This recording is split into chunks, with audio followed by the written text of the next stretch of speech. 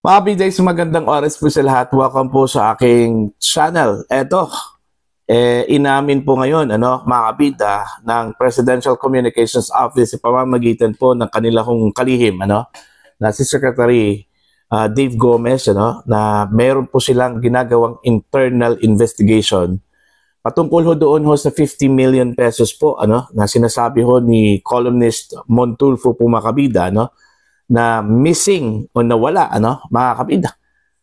Ang sabi po ni Gomez, during the budget deliberation po sa Senate po mga kabida, na nagkaroon po sila ngayon ng internal investigation patungkol ho doon ho sa sinasabi hong missing 50 million pesos po. Na sinasabing pambayad daw mga kabida, para sa mga vloggers na sumusuporta po kay Pangulong Ferdinand Bongbong Marcos po.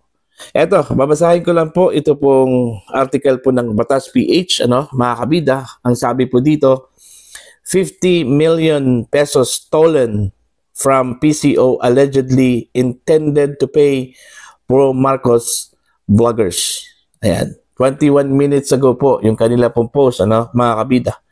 Presidential Communications Office o PCO Secretary Dave Gomez revealed during the Senate budget deliberations that he has ordered an investigation into the reported missing 50 million pesos from a vault located in the office of a PTV official. Ayan. This came after columnist Ramon Tulfo claimed former PCO Secretary Jay Ruiz was ousted after 50 million pesos disappeared from a vault in the PCO office, citing information from a reliable source in the agency. Ayon. Tulfo said the incident was never reported to law enforcement because the source of the money could not be explained. He claimed the funds were intended to pay influencers and vloggers who were defenders of the Marcos administration. So yun po, Pero una na pong itinanggi po ng palasyo po mga kabida, na hindi po totoo yung claim po ni Montulfo, na meron pong nawalang 50 million pesos po, para daw ho dun sa mga vloggers ni Pangulong Ferdinand Bongbong Marcos, mga kabida. Ang tanong po, bakit po itinanggi po, mga kabida, na mayroon pong ganun?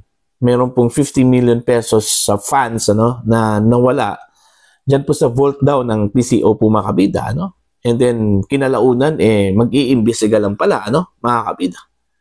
Diba?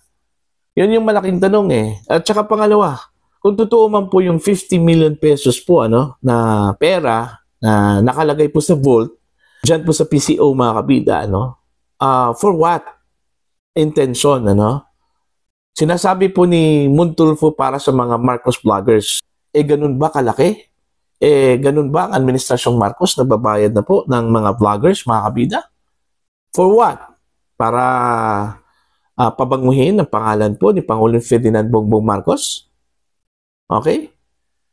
Tapos kung totoo man po yun na nagbabayad po ang Marcos admin po para sa mga vloggers, bakit ganun kalaki ang halaga, mga kabida? Bakit 50 million pesos kung totoo man po yun?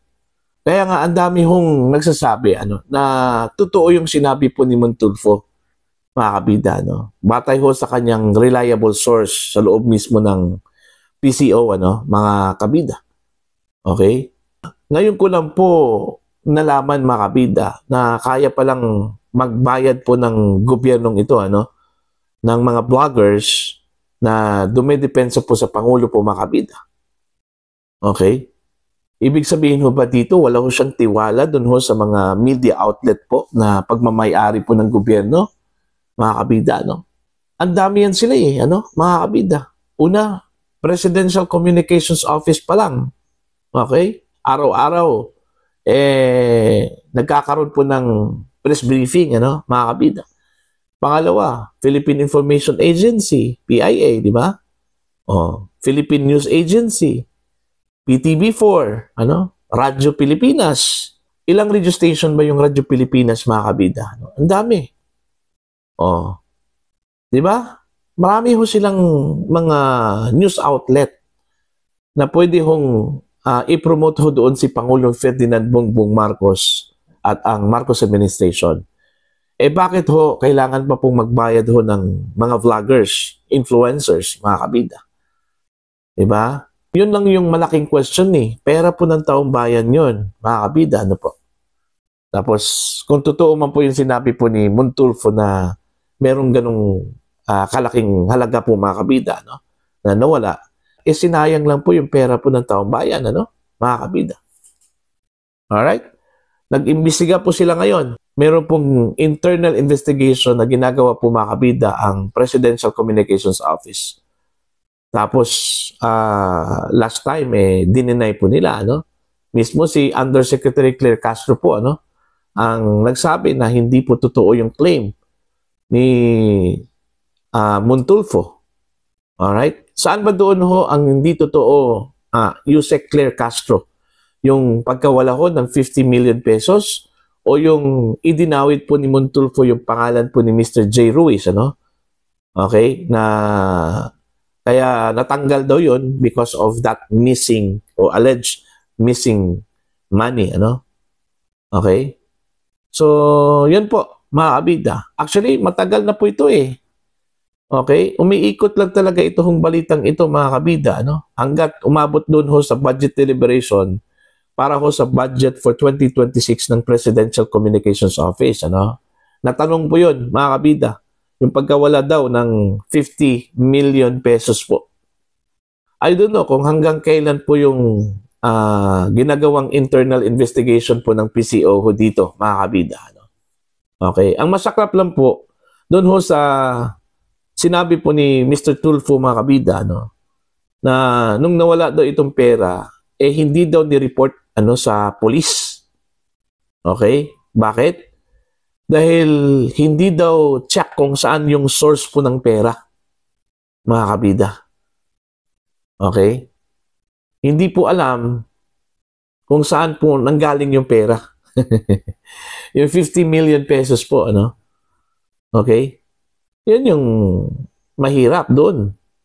Bakit nagkaroon po ng 50 million pesos at saan nanggaling? Sino nagbigay? Ano? Tsaka mahirap din yan i-justify, ano, pag i-report mo yan sa police, yung pagkawala, ano. Kasi unang-unang tanong dyan, bakit nagkaroon po ng 50 million pesos po doon? Hindi man yan financial institution po ng gobyerno, ano. Hindi po yan DOF, hindi po yan DBM. Oh. Bakit ho nagkaroon po ng 50 million pesos at doon pa sa vault daw, ano, ng PCO nilagay, ano, mga kabida, sabi po ni Montulfo. Then, pangalawang tanong, for what intention? Kung bakit meron pong ganong kalaking halaga po, ano, mga kabida? Para saan yun? Oh, see? Hindi man po pwede sabihin po, mga kabida, na para ho sa mga influencers at saka vloggers kasi patay po sila dyan, ano, mga kabida. Okay? Magbabayad ka po, ano, para sa mga vloggers, para sa mga influencers.